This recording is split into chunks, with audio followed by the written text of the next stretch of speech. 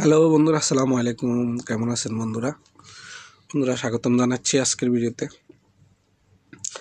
তো বন্ধুরা, আমি একটু অসুস্থ, যদিও এই জন্য আমার কথার আওয়াজ একটু ভিন্ন রকম আসতে পারে। সর্দিতে নাক জ্যাম হয়ে আছে।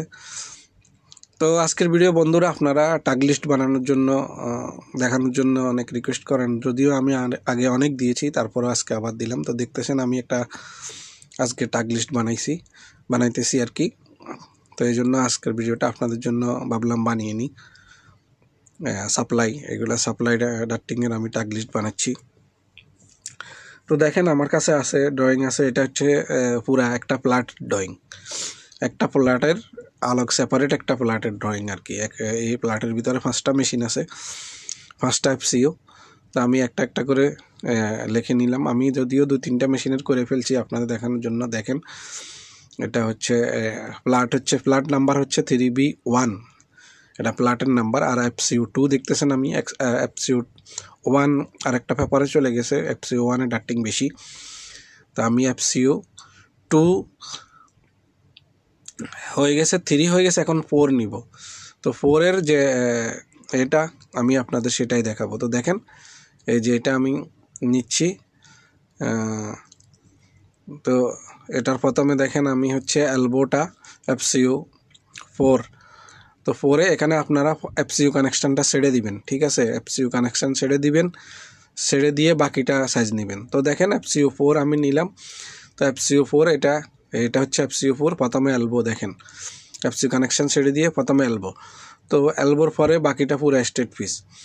FCU কানেকশান আর হচ্ছে গ্রিল পিস, এটা এখন রেখে দিবেন, আপনারা মেইন ডাকটা দিবেন। তো দেখেন আমি প্রথমে এলবো দিয়ে শুরু করলাম। 700/250 আমার ডার্টিংয়ের সাইজ, 90 ডিগ্রি এলবো। তো আর হচ্ছে 150, অর্থাৎ ছোটো রাউন্ডটা যেটা R150, এক পিস, 1 নোজ মানে এক পিস। তো হয়ে গেল আমার এলবো। এখন হচ্ছে বাকিটা হচ্ছে পুরোটা স্টেট পিস, আর লাস্টে যায় এন্ড ক্যাপ লাগবে, ঠিক আছে? তো এখানে আমি FCU কানেকশান ছেড়ে দিব, ওই দিক দিয়ে গ্রিল পিস এখন ছেড়ে দিব। এটা পরে মেন ডাক্ট লাগার পরে আবার মেজারমেন্ট নিয়ে আর একটা পেপারে ওগুলা সবগুলো FCUর একটা পেপার পরে অর্ডার করা হবে। তো দেখেন এখন হচ্ছে স্টেট পিস।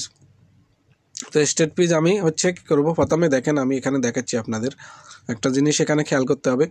দেখেন এই যে এলবো থেকে কত দূরে আমাদের হচ্ছে গ্রিল পিস শুরু হচ্ছে। এটা গ্রিল পিসের শু কালার দে এখান থেকে এখানে, ঠিক আছে? তো আপনারা কি করতে হবে, এখানে যে আপনার ডার্টিং অর্ডার করার সময় খেয়াল রাখতে হবে জয়েন্টটা যেন গ্রিল পিসের ভিতরে না চলে যায়। এখন আপনার এলবো থেকে গ্রিল পিস যদি 1200-র উপরে হয়, তাহলে আপনি একটা 1200-র পিস দিবেন, দিলে আপনি বাকিটা হচ্ছে এক পিসে দিয়ে দিবেন। আর যদি 1200 থেকে কম হয় আপনার এলবো থেকে দূরে, তাহলে ওই পিসটাও একটু কমিয়ে দিতে হবে। তো আমার এখানে 1200-র উপরে যাচ্ছে, তো সুতরাং আমি একটা 1200-র পিস দিচ্ছি, ঠিক আছে? বাকি এখান থেকে বাকি যতটুক, এই যে এখান থেকে যতটুক পুরাটা আমি একই পিসে দিব।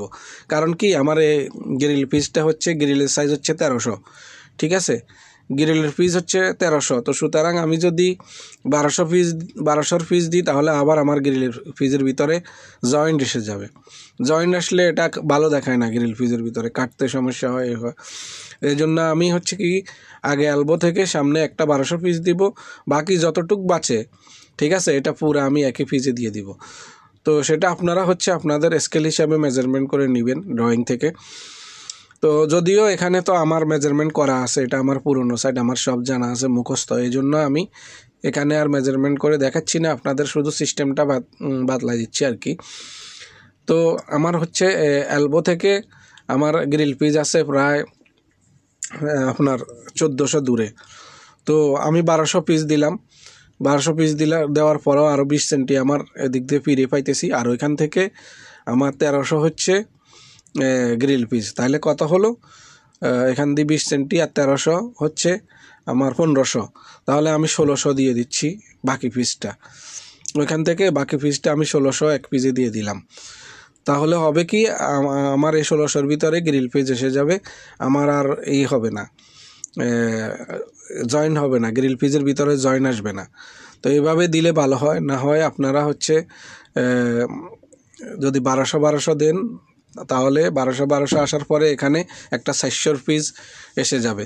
তাহলে আপনাদের কী হবে, গ্রিল ফিজের ভিতরে জয়েন্ট এসে যাবে, জয়েন্টটা ভালো দেখায় না।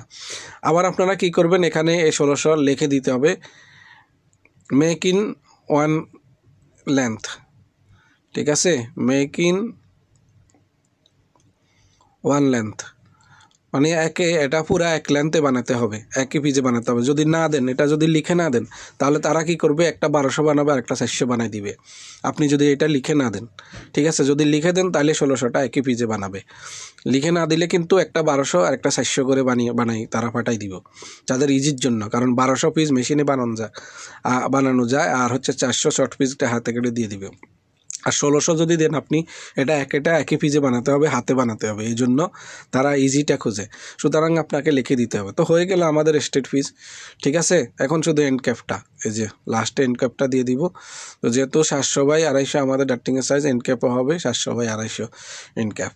তো ঠিক আছে, এভাবেই টাগ লিস্ট করবেন আপনারা, এভাবেই টাগ লিস্ট বানাতে হয় আর কি।